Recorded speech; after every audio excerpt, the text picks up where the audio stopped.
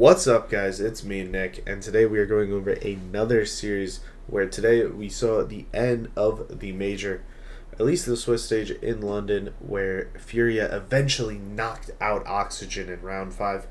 FURIA denied themselves being reverse swept in the bracket as they clutched up in this round 5 and game 5, to be fair. That got them over the line and did eventually send them to the quarterfinals, where they will have a date with Vitality after they played them in the 2-0 round.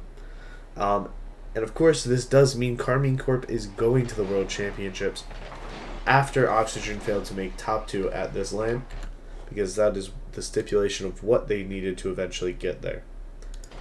This series, honestly, really entertaining from a viewer. From a coaching perspective, I think there could have been a little bit more in both, but you do have to remember the circumstances in series like this.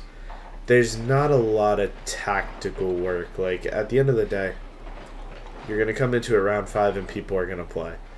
It's going to be very direct. People are going to send it and go for the ball. This series, honestly, was a case of that, where both teams, the entire structure is almost a 1-1-1, whereas quite often, when I've drawn it up, it's either been this, or it's been this, right? So triangle. Both teams almost played as if it's one on ball, one on top of the net, and someone eventually back here, these crazy gaps, or what you would see happen is one here, first man here, and first man here, where essentially you're just sending the ball and completely going into it. So what I was saying was first man, second man, third man. This is what we're seeing from, honestly, both teams. No one was really defending, and we'll point out a few highlights of that. The closest part of structure is we would often see Oxygen with a man upfield, and they would try and look for these long balls. Didn't happen too much. This is kind of expected with how they play. And FURIA would very often park a guy here, even when they had one in the corner, and then their third would just get caught here. Kind of similar, and they would just try and either make a solo play or, for when the ball bounces down, attack this space. There wasn't a lot of structure. To be honest, you get why. Knowing the circumstances that you either do or you die. And it basically just turned into who individually was playing better on the day, and Oski was a super big factor in that. Like on that example in the outplay, as he gets the ball to Archie, instantly forcing another double commit, and then it's just go as fast as possible. There was no real fake challenges in this series. There wasn't a lot of passing plays. I think there was only 1 or 2 off the top of my head that did lead into goals. But honestly, this series is entertaining. If you want to watch who is going to out-mechanic the other Rocket League, it's great. FURIA have done a really good job of executing this style, specifically in Swiss stage in the studio part of their tournaments. I'm very concerned of how it's going to translate to quarterfinals, especially when they play a team like Vitality, who have this very good European structure. Much more pressure based. They're not as likely to get caught out on the directness. But this is entertaining, to be honest, and this is kind of an example of the 1-1-1 structure. First man, one behind, ready to dive when he gets the outplay, and one back just in case something were to happen. I realized I didn't actually draw the pen line, so there's one, there's a quick follow-up, there's the guy behind. Basically, he's just playing for the outplay. He's just playing react, as opposed to basically whatever is likely to happen. He's just going to react to whatever happens. If the 50 comes in, he'll dive. If it doesn't, and it's an outplay, he'll just throw himself at the ball. And his job is basically buy time. So it's not anything super crazy, but you also have to understand playing a super structured game plan in a tournament like this is very hard. Because basically, if you lose, your season's over, or at least this LAN is over for FURIA, and Oxygen's season is over if they do end up losing. Once again, more very direct plays to just break into offense. They kind of look for demos on rotation, but the way this game is eventually found out, solo outplay, Yan throws away the ball. They look for a demo on rotation. Both teams were doing this quite consistently. Make your outplay once you land behind the ball. Then you try and look for a demo on rotation. But eventually Joyo does become the difference maker in this game 1 and gives Oxygen the advantage coming into game 2. Okay, so let's get into it. This is game 2. Right from the get-go, we see the same. We're going to solo play. Maybe the second man is kind of there for a 50 or something, but he's not really providing a lot of value. This is, to be honest, the closest I've seen of, like, this long ball passing play that Oxygen drew. They did it quite a bit, but they didn't execute on it, which is why I didn't show it as much as I probably could have. They get a little bit lucky. It's very much the same repetition of solo play, and I try and look for a demo on rotation, because if it comes, the idea is you're trusting, whether it be Joyo, Oski, Archie, or even on the other side with FURIA, lost Rafinha or Yan to basically just beat their man and get it past one. And it worked. It worked pretty well. It put Oxygen 2-0 up in the game, but there still is a pretty big concern with the fact Oxygen ended up throwing this lead. They were up there in a pretty controlling spot, and they're also 1-0 up in the series. They don't need a goal. But with how direct FURIA is, with Rafinha to take out one, Lost taking out Archie, and then Yan taking out his, there is validity to the FURIA playstyle with basically their version of a 1-1-1, where everyone is constantly following up, and the second man is basically just playing reactionary ball. Wherever the ball goes, you dive. And whenever you're first man, you just get your outplays. You get yours. It's a relatively simplistic game plan, and it works when they're all playing very well. It's why you saw in Copenhagen they went 3-0, and they were pretty damn dominant doing it. They looked really, really good. And it's because they were playing really well, but it's also why it looked like they didn't have a plan B when they then faced Vitality in the quarterfinals, which is not a great matchup considering they then lost to Vitality in Swiss stage here, and they put them in the quarterfinals again. So it's a little bit iffy of whether or not this will work on stage. But it's working in Swiss pretty well. Lost makes a solo play, immediately sweeps through looking for a demo. And then it's just trusting on Yan to get his, and he does. When the ball does bounce, they're very, very quick to it. And I'll tell you what, it works pretty well. Lost does the same thing here. He has the ability to take out 3. I love Lost. I think this guy is absolutely the real deal. I think he has another level or two he could honestly even elevate to. No pun intended, because actually they're not at this major, so it didn't quite work, but you get the idea, no?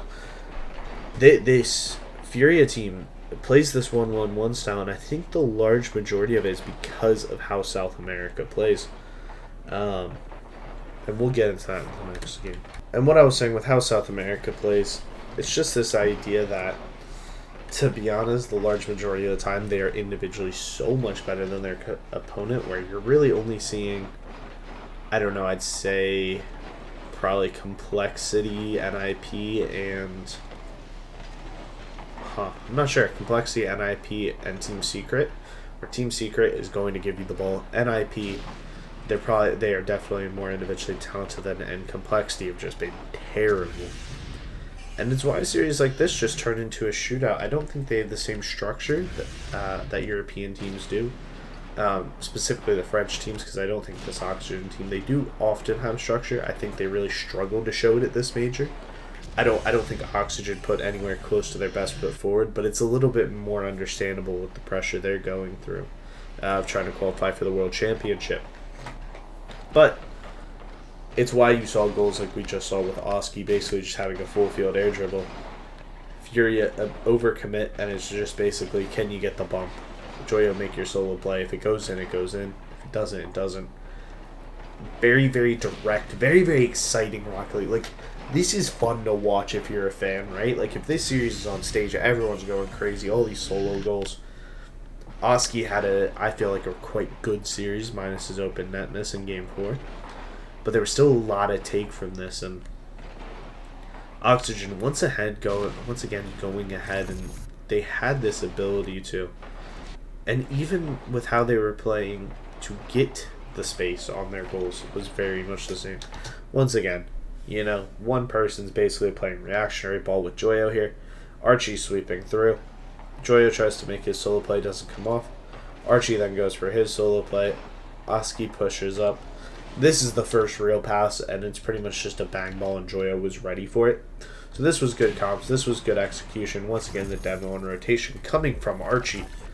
But there wasn't a lot of spectacular from this Oxygen team. It relies a lot on the individuality, and I think pressure really got to them in those final two games that we didn't necessarily see get to FURIA. I think FURIA kind of had the mentality of, well, if we lose, we lose. It's not a hell of a lot of pressure on us. Like, we're essentially playing for a top 8 as opposed to playing for Worlds. I know they're the number 1 seed from South America.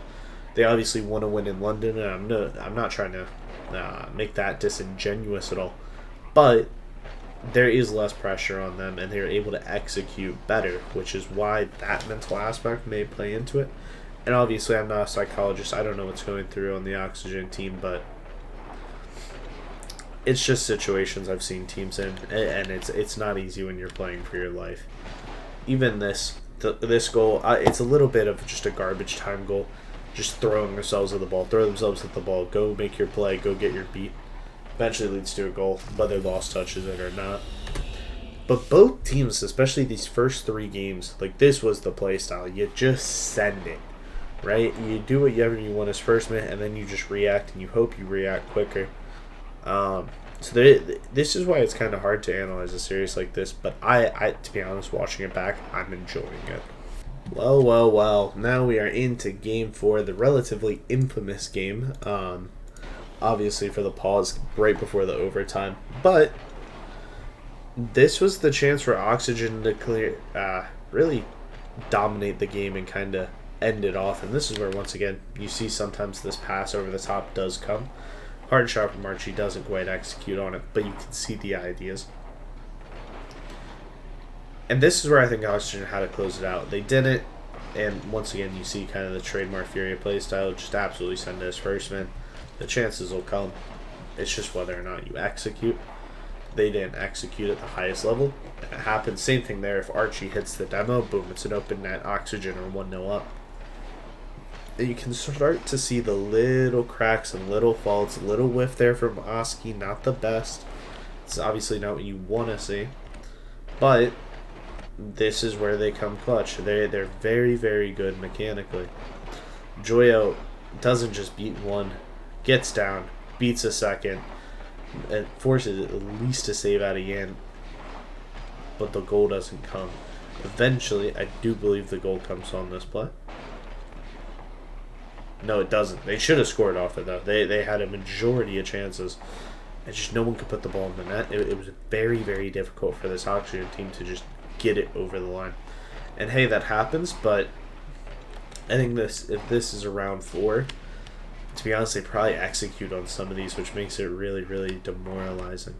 But this is actually the goal I was thinking of, where it was Oski, not Joyo. Solo play comes in from Archie. No one really trusts. Eventually they do trust, but it's just basically the 1-1-1 style we talked about, where, just to walk you through it in paint to make it a little bit easier, same thing. Man solo, 1 man top of the box, 1 playing deep. You're essentially playing in a conga line where this guy's job is just react, and then this guy's job is just buy time. So this guy has all the opportunities in the world to basically just cover this space. This guy covers here. Let's do this and make life a little bit easier. This guy then covers this space, and that's it, right? A lot of the times, like when we've seen other structures where I think my favorite one is Gentle Mates, where you'll see one guy here, one guy here, one guy here, and this guy covers this area, this guy covers this area, and that's how they defend, right? They cover zones of the field.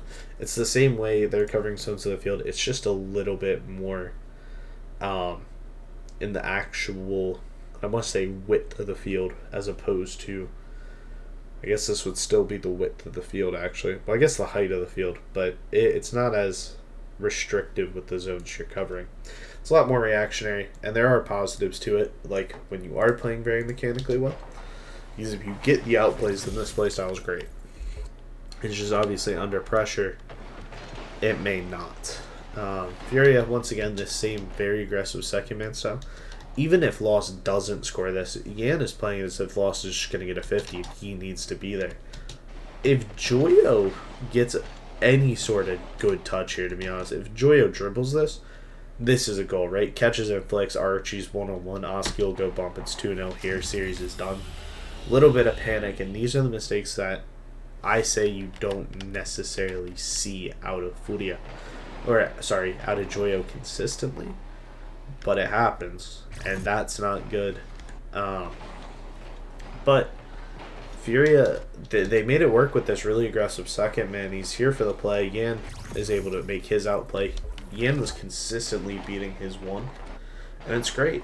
And once again, second man super close, trying to play for a beat, trying to be chaotic. And that's really the only time you see him. If the ball comes to him, he'll play it, but most of the time he's expecting a solo play, and then he'll just try and look for a bump. And that's FURIA's bread and butter, to be honest. It worked enough. Even a play like this, Trefino thought of like a fake challenger sweeping through for a bump and letting it to loss. He's just going to dive on it. He's going to make you uncomfortable. He's not going to let you control the ball. Sometimes it bounces right for them, sometimes it doesn't. And it does lead to counterattacks like we saw at... Going back a little bit in this game, but this is why I'm the big brain. They pay me the big bucks so I can script these things out so they make sense in chronological order. Where you'll see plays like this where loss goes all the way in a second, and third's in this no man's land, and they get away with it twice off open. But obviously the majority of the time it doesn't end like that, and that's where I think they're going to struggle hardcore against Vitality, to be honest. Obviously we'll look at the 0-second goal. I don't think there's a lot of tactical analysis. It's the last roll of the dice, right? They go all in and it pays off. Oski breaks his damn headset. Oh wow, oopsies. You know? Gets the 50, you send it. Somehow it goes in. Fair play for them to just actually make it work. But then it goes to this pause. Oski ends up breaking his headset, funnily enough. But FURIA eventually gets it over the line, and it's the exact same way that we've been talking about, where once again, solo play from Yan the entire length of the field. Lost is just sending it for a bump, doesn't happen. Not a single thought of where this ball can go or if he gets beat. Because to be honest, if Joyo plays a whiff here and this ball's to Oski, this series is done. Right? Like, I'm going to keep it very real. This series is done. Oski's going to execute on Trefino with like 20 boost. And there's just no fear. They just send it, man. And if they have this little to no fear coming in against Vitality, that's going to be a very difficult game for the first few minutes, especially on stage where people are a little bit more uncomfortable. Maybe not Vitality, just because it is Vitality, right? They are the world champions. They are major champions. They do what they do, and they usually do it pretty well, even if they don't look super hot coming into a tournament. And this one they did, which makes them even scarier. So let's get into Game 5. This was honestly the first passing play I saw. And this is where you just see a little timidness, in my opinion, coming in from Oxygen. The dive comes. Joyo doesn't really play for a dive. There's no willingness to go for the ball. Honestly, a really good execution from FURIA on the 3v2. This is one of the first passing plays we've seen. And to be honest, they scored off it, right? So they should be really proud of it. But that bump from Archie was honestly one of the very few that I saw attempted, but more so executed. And they just stopped sending that first man upfield to look for the bumps or look for the demos on rotation. Or when they did, a play like this would happen where Joyo just panics, to be honest. He sees a half chance and the world chance on the line. It's not one I really want to kill him for, to be honest. The sweep through also comes in, they get the bump, and it still doesn't quite execute. And that's life with this 1-1-1. If the third one makes a mistake, the playstyle gets killed. It was really unfortunate. I think Oxygen, they understood how they wanted to play. I think it fell off a little bit with their actual execution. I love Joyo. I don't think he had a good series. I think he had quite a rough one. But that's not an indictment of his actual talent. The kid's absolutely unreal. And it's just little chances like that go begging from Archie that has to be the goal. And it doesn't come. It doesn't get them back in the game. And then you start to see those little bit more desperate dives that they need something to work, even if it's not going to come. The little overcommitments because, oh my god, we need 2 goals. You're not even thinking about you need 1. You need 2. And that's basically how FURIA does get it over the line. We'll eventually see this third goal come in, where it's just a mistouch by Archie. It's not really anything that you're like, oh my god, well, he should have done this. He hit the ball wrong. And it's killer. And unfortunately, we won't see this team at the World Championships because of how the major formats changed. And it's pretty heartbreaking. This Oxygen team's good. And I think maybe in just a normal tournament, if they're a major one, they could have made a top 8. And it didn't flow their way today. They didn't start the tournament well, and they didn't end the tournament well. But their second, third, fourth round were pretty decent. Maybe not the best showing against Gen G, but they handled Twisted really well. They handled Gaiman really well, which aren't the best competition. But I think there's a level to this Oxygen team that we unfortunately didn't get to see on lane today. And I think this FURIA performance really shows that they've got their playstyle absolutely figured out when it comes to Swiss stage. But tomorrow against Vitality is truly the make or break in my eyes of where this team's actual level is with this playstyle. And with that, thank you guys so much for watching the video. I'm going to be going over the quarterfinals tomorrow. If you do want to see more videos like this, I've made a couple more for the major and also just in team-based ones with G2 and Karmine Corp. Make sure to like and subscribe, and if you want to check out my other social media outlets, I do have all my links listed below. Thank you guys so much, and let's keep enjoying this London major.